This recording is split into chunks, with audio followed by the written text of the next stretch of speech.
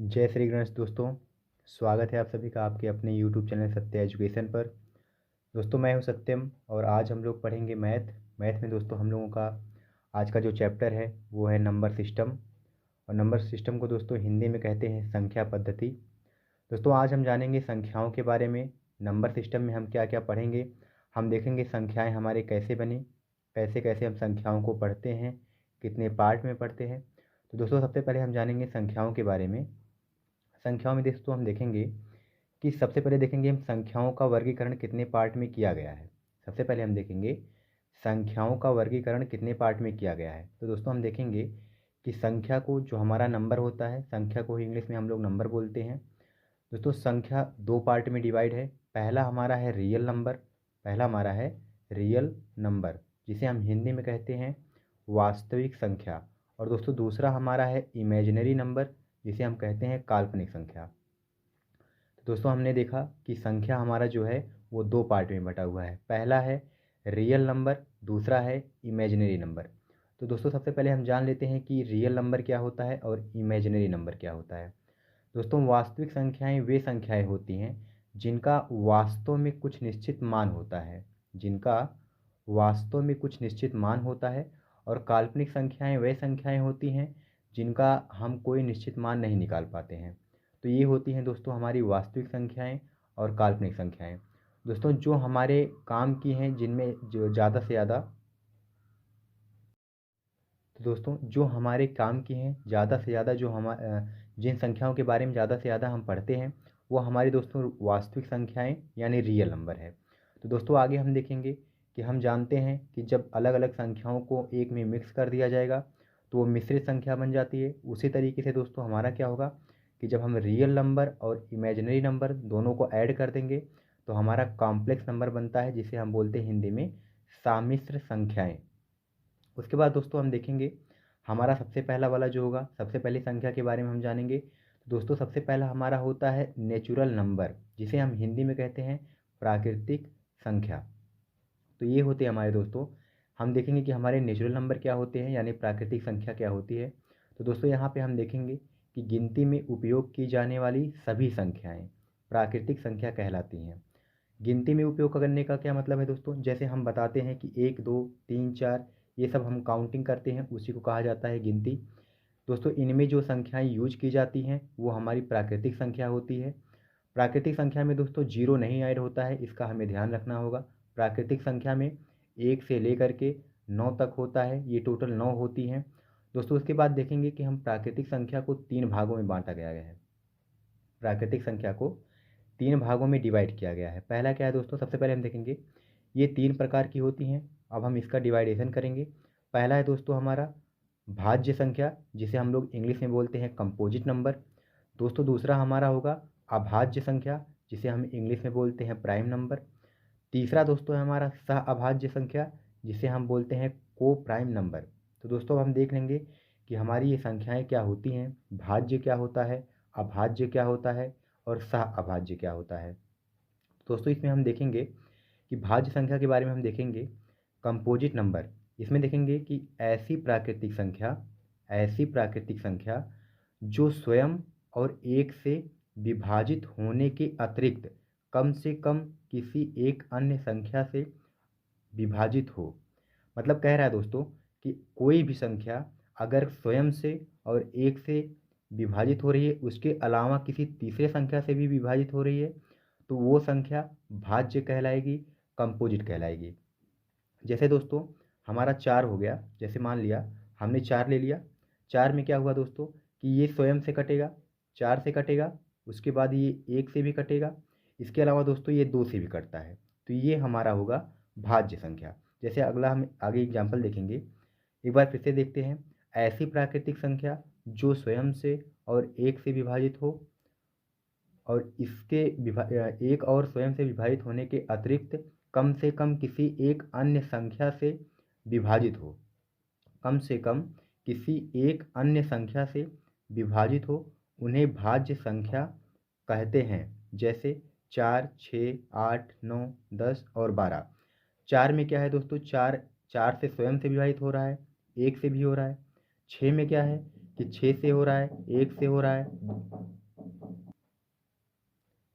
6 में क्या हो रहा है दोस्तों कि 6 भी 6 स्वयं से कट ही रहा है, 1 से भी कट रहा है, 2 से भी कट रहा है, 3 से भी कट रहा है। तो कहने का मतलब है दोस्तों कि अगर कोई भी संख्या स्वयं यानी जैसा वो दिख रहा है जो वो खुद है और एक अगर इसके अलावा किसी तीसरी संख्या से कट रहा है तो वो संख्या भाज्य संख्या कहलाएगी। एक बार फिर से हम देखेंगे, ऐसी प्राकृतिक संख्या जो स्वयं और एक से विभाजित होने के अतिरिक्त कम से कम किसी एक अन्य संख्या से विभाजित हो उन्हें भाज्य संख्या कहते हैं। जैसे 4, 6, 8, 9, 10, 12। 12 का दोस्तों हम देख लेंगे, 12 स्वयं से कटेगा, 1 से कटेगा, इसके अलावा 2 से कटेगा, 3 से कटेगा, 4 से कटेगा, 6 से कटेगा। तो ये संख्याएं दोस्तों जो स्वयं और एक के अलावा किसी तीसरी संख्या से भी कटे वो संख्या हमारी भाज्य संख्या यानी कंपोजिट संख्या, कंपोजिट नंबर कहलाती है। दोस्तों एक बात हमें याद रखना चाहिए, एक बात नोट कर लीजिएगा, आप लोग नोट में लिख लीजिए कि कोई भी संख्या हो, दुनिया की कोई भी संख्या हो, चाहे भाज्य हो चाहे अभाज्य हो, सम हो या विषम हो या कैसी भी संख्या हो, वो एक से और खुद से वो जैसी दिखती है, जैसी दिखेगी, वो जैसी दिखती है या स्वयं इन दोनों संख्याओं से अवश्य विभाजित होगी। ये दोस्तों नोट करके जरूर लिख लीजिएगा कि कोई भी संख्या हो वो एक से और स्वयं से या जैसी दिखती है जरूर उन संख्या से विभाजित होगी। उसके बाद दोस्तों हम अगला देखेंगे कि हमारा अभाज्य संख्या, अगला हम देखेंगे कि अभाज्य संख्या यानी प्राइम नंबर क्या होता है। तो दोस्तों अगला हम देखेंगे अभाज्य संख्या यानी प्राइम नंबर। इसमें देखेंगे दोस्तों हम कि ऐसी प्राकृतिक संख्या जो सिर्फ स्वयं से और एक से विभाजित हो और किसी भी अन्य संख्या से ना विभाजित हो उन संख्याओं को हम अभाज्य संख्या कहेंगे। क्या कहेंगे दोस्तों, क्या होगा कि ऐसी प्राकृतिक संख्या जो सिर्फ स्वयं और एक से विभाजित हो और किसी भी अन्य संख्या से विभाजित ना हो उन्हें हम अभाज्य संख्या कहेंगे। तो दोस्तों इसमें हम देखेंगे कि हमने पहले ही देख लिया है कि कोई भी संख्या हो वो एक से और स्वयं से अवश्य विभाजित होगी, स्वयं से अवश्य विभाजित होती है। इसमें दोस्तों हमें एग्जाम्पल के तौर पे देखेंगे तो 2, 3, 5, 11, 13, 17 ये संख्याएं दोस्तों ऐसी संख्याएं हैं जो या तो खुद से कटेंगी या तो एक से कटेंगी, बाकी ये किसी भी अन्य संख्या से नहीं कटती हैं। तो ये हो गया हमारा अभाज्य संख्या प्राइम नंबर। अगला दोस्तों हम देखेंगे सह अभाज्य संख्याएं, को प्राइम नंबर्स। दोस्तों हम देखेंगे सह अभाज्य संख्याएं क्या होती हैं। इसमें देखेंगे कम से कम दो अभाज्य संख्याओं का ऐसा समूह जिसका HCF यानी मासा 1 हो सह अभाज्य संख्या कहेंगे या फिर सह अभाज्य संख्या कहलाती है। तो दोस्तों सह अभाज्य संख्या का मतलब क्या होता है कि कम से कम दो संख्याओं का ऐसा समूह जो कि अभाज्य हो, कम से कम दो अभाज्य संख्याओं का ऐसा समूह या दो संख्याओं का ऐसा समूह जो कि अभाज्य हो और उनका HCF, उनका जब हम HCF निकालें तो HCF कितना आए, 1 आए, तो दोस्तों वे संख्याएं क्या कहलाएंगी, सह अभाज्य संख्या। जैसे दोस्तों हम देखेंगे कि हमारा दिया है एग्जाम्पल के तौर पर 5 और 7, 2, 3, 3 और 5। तो दोस्तों पहले वाले का हम देखेंगे 5 और 7, 5 और 7 का दोस्तों HCF निकालेंगे। तो सबसे पहले हम 5 और 7 का HCF देखेंगे। तो 5 का जब 7 HCF निकालेंगे तो ये एक बार गया, 5 आ गया, यहाँ बचा 2। अब 5 में देंगे, 2 बार गया, 4 आया, नीचे बचा 1। अब 1 से 2 में देंगे तो ये 2 बार में पूरा पूरा कट जाएगा, यानी इसका HCF जो है HCF ये दोस्तों कितना होगा, इसका HCF हो जाएगा 1। तो ऐसी दो संख्याओं का ऐसा समूह या कम से कम दो संख्याओं का, दो से ज़्यादा भी हो सकता है लेकिन कम से कम दो अभाज्य संख्याओं का ऐसा समूह जिसका HCF 1 हो उन्हें हम सह अभाज्य संख्या कहते हैं। जैसे 2 और 3 का देखेंगे, हम जब 2 और 3 का HCF निकालेंगे तो एक बार जाया गया, यहाँ से आ गया, 1 बच गया। अब 2 में देंगे तो हमारा 2 बार में पूरा पूरा कट जाएगा, तो यहाँ पे भी HCF हमारा 1 ही निकल रहा है। तो इस तरीके से दोस्तों हमारा हो जाएगा कि कम से कम दो अभाज्य संख्याओं का ऐसा समूह जिसका HCF मासा 1 हो, उन्हें सह अभाज्य संख्या कहेंगे। उसके बाद दोस्तों हम अगला देखेंगे पूर्ण संख्या, जिसे हम इंग्लिश में बोलते हैं होल नंबर। दोस्तों पूर्ण संख्या क्या होता है? जब प्राकृतिक संख्या में 0 शामिल कर ले तो वो पूर्ण संख्या बन जाती है।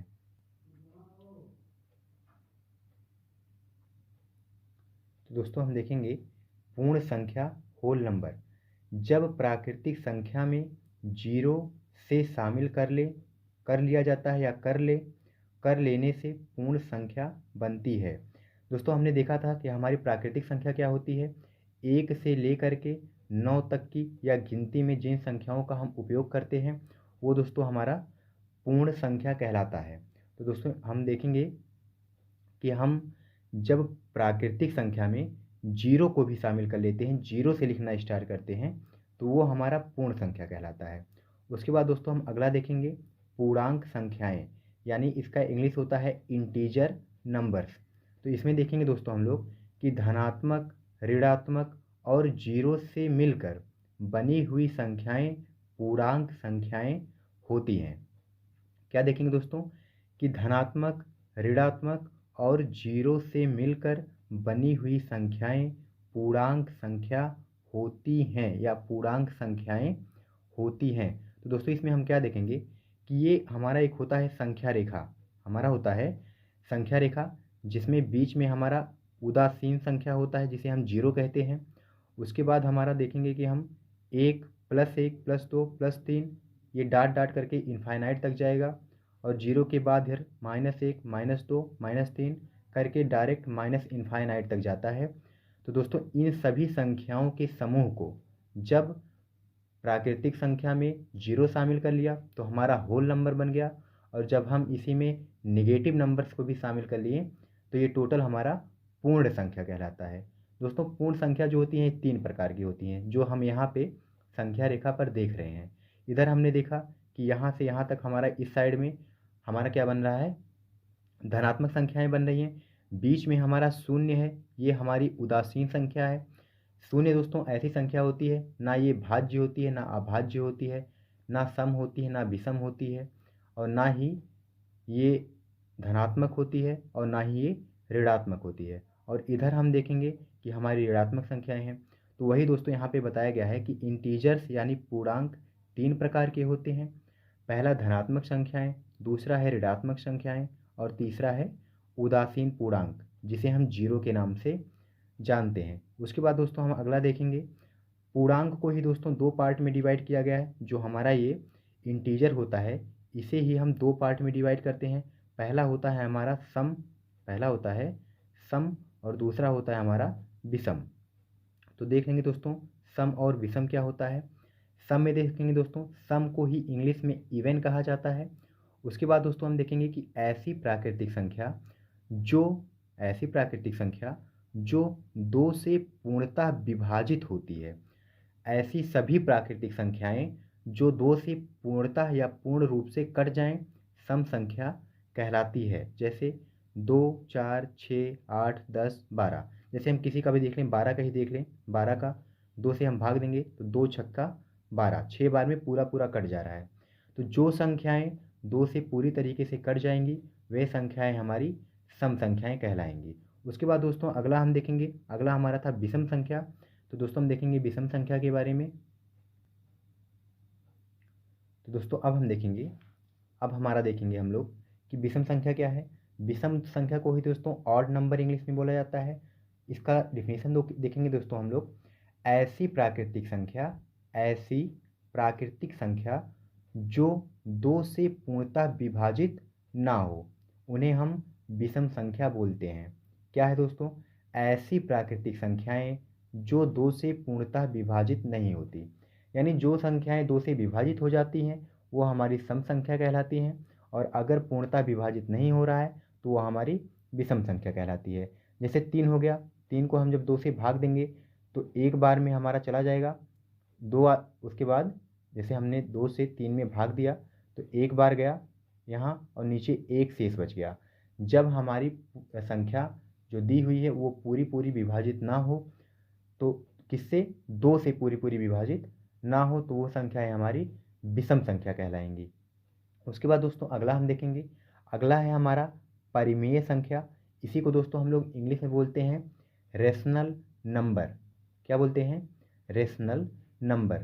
तो दोस्तों इसमें क्या हो जाएगा, ऐसी संख्याएं या ऐसी संख्याएं जिन्हें p बटे q के रूप में लिखा जा सके, जिन्हें p बटे q के रूप में लिखा जा सके, लेकिन q इज इक्वल टू या q बराबर 0 नहीं होना चाहिए। q बराबर 0 नहीं होना चाहिए, नहीं होना चाहिए, नहीं होना चाहिए। तो ऐसी संख्याएं दोस्तों परिमेय संख्या कहलाती हैं।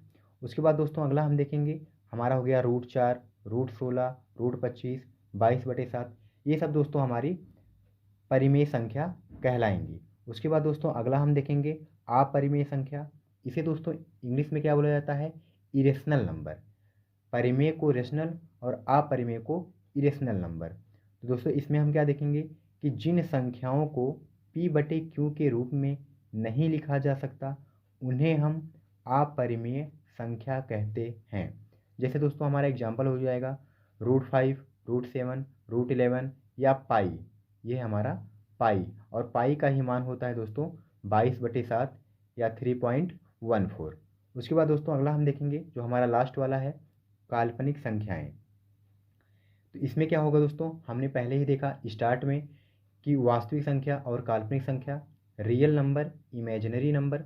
रियल नंबर में क्या था दोस्तों कि वे संख्याएं जिनका हमें कोई निश्चित मान मिलता था, और काल्पनिक संख्या में क्या होगा दोस्तों, ऐसी संख्याएं जिनका कोई निश्चित मान ना निकले, उन्हें हम काल्पनिक संख्या या अवास्तविक संख्या कहते हैं। जैसे √6, √5 या √29। दोस्तों क्या होता है, ये सब माइनस में है। एक एग्जांपल इसका जो है डिफिनीशन अगर इंग्लिश में कभी कभी या कहीं कहीं और लिखा मिलता है, negative number under the root, यानी माइनस में संख्याएं वो भी रूट के अंदर, तो उन संख्याओं को दोस्तों हम काल्पनिक संख्या बोलते हैं। आगे दोस्तों अगले वीडियो में, यहाँ तक दोस्तों पहले वीडियो में हमने देख लिया कि हमारी संख्याएं कितनी प्रकार की होती हैं, कौन कौन सी होती हैं, और हम उन्हें किन किन नाम से जानते हैं। दोस्तों अब अगली वीडियो में हम देखेंगे कि हम परिमेय संख्या कैसे निकालते हैं और परिमेय संख्या को लिखा कैसे जाता है। तो दोस्तों अगर अभी तक आप चैनल पे नए हैं, अभी तक आपने चैनल को सब्सक्राइब नहीं किया है, तो प्लीज़ चैनल को सब्सक्राइब करें, लाइक करें, ज़्यादा से ज़्यादा दोस्तों को तक शेयर करें। Thank you so much.